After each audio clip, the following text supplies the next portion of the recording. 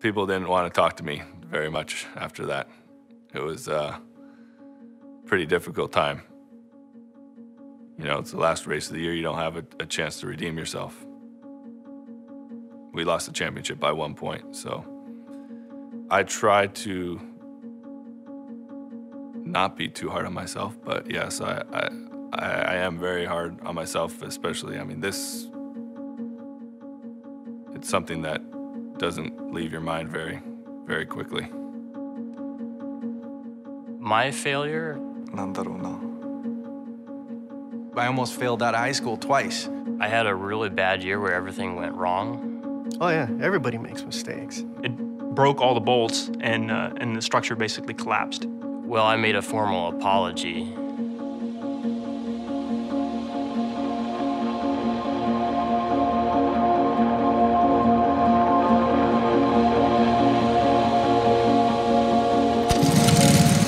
I can remember when I was out at the go-kart track one day, you know, you use a stopwatch and time the lap, and I remember I kept giving myself like 1 second less. Like, okay, was that 41 seconds that time? Was that 40 seconds that time to get around? I like to be able to see the improvement, and with racing, it's very obvious. You know, I can see the direct result of my effort. We're in Homestead, Florida. This is my first IndyCar race, then there was a crash. I don't remember anything, but the car was on fire and, you know. My brain was covering up for the fact that this was a bit of a heightened situation, that I shouldn't be aware of what's going on right now, but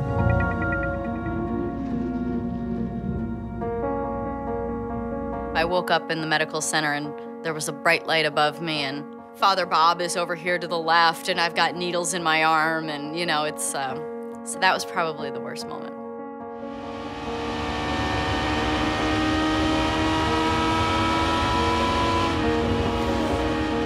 You're driving your car and you feel frightened a little bit. We bump up against that feeling as much as we can to try and push that limit further and get comfortable there and then push it again. So, you know, you're constantly on the brink of crashing, because that's the fastest. So much of racing is failure. Failure is a byproduct of pushing the envelope. You push the envelope of performance until things fail.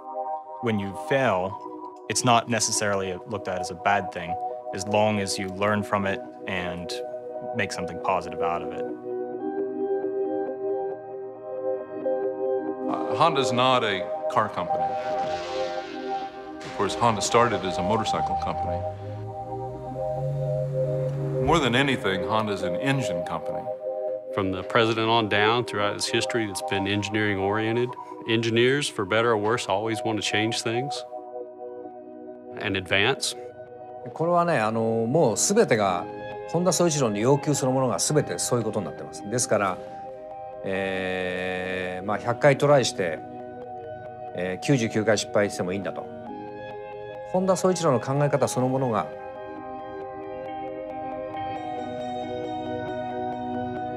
試行錯誤、失敗の連続で、その延長に何回も失敗するとその中に素晴らしい技術があるという。そういう考え方だと思います。When Honda Performance Development first started racing in '94, the program was a massive failure. We had a lot of engine problems. We had a lot of engine failures. Here on lap number 10 is making an unscheduled stop in the pits. We blew the turbocharger off the engine in several places. The corner workers are reporting that there's a fire in the left rear of his car. Say 15,000 revolutions per minute. Sometimes the whole bottom end would blow out of the engine. That's that Honda engine car, and it is in trouble now. I mean, just blew into like a million pieces. Could it be more trouble for the Honda engine? In the seat, in like a 5-gallon bucket, was all these engine parts from everything that was blown out of the bottom of the engine. I mean, there was pistons, there was conrods, or pieces of block and bearings and stuff. And one of the Japanese engineers that was here on assignment was all concerned because he was afraid that there were other pieces of the engine out there on the racetrack that they failed to pick up. And he was all concerned that our competition would learn our know-how and we'd lose our confidentiality. And I'm saying, what's there to worry? I mean, no one would even want to know what's in our engine. There were a lot of failures in 1994. And those failures led to a new engine in 1995. We improved it step by step to a point where finally in 95 we won our first race, and 96 we won the championship.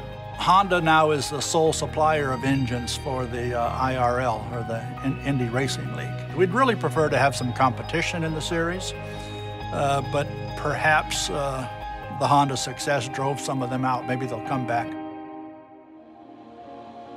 One of my worst ideas happened the very first week I worked at Honda. And my boss said, okay, I'm going to Japan in a couple weeks and I need proposals for new colors for all the 96 models. It's like Civic and Accord wagon. And I just completely panicked because, I mean, literally I was asked to do more in my first week at Honda than I had done 4 years at my previous job. I had been really wanting to do an orange car, really wanting to do orange. And decided, okay, 96 Civic, we're gonna do orange. Really without doing my homework completely, I proposed this color. I get in this big room and it's, you know, sales, engineering, and design. It's the balance of powers where everybody makes the decisions, you know, to see what goes into mass production. And I think they're all looking at this new person, this new designer, thinking, well, maybe we should trust her. So they went ahead and they put the orange into production, and the dealers flipped. It's like, what is this hideous, hideous color? It's like, stop production of this immediately. That's okay, right? I mean, if you've got a boss that's telling you to take a chance, and if you make a mistake or fail, you know, just try not to do it again, and try to learn from that. You know, that's a good thing. I mean, you take chances, you know. I think everybody in that room understood they were taking a chance, but they were willing to take that chance. I tell him, well, Edison trying to do the light bulb, and he said, I never failed. It just didn't work 10,000 times. And that 10,001, it lit up. So it's, if you look at it that way, were those failures?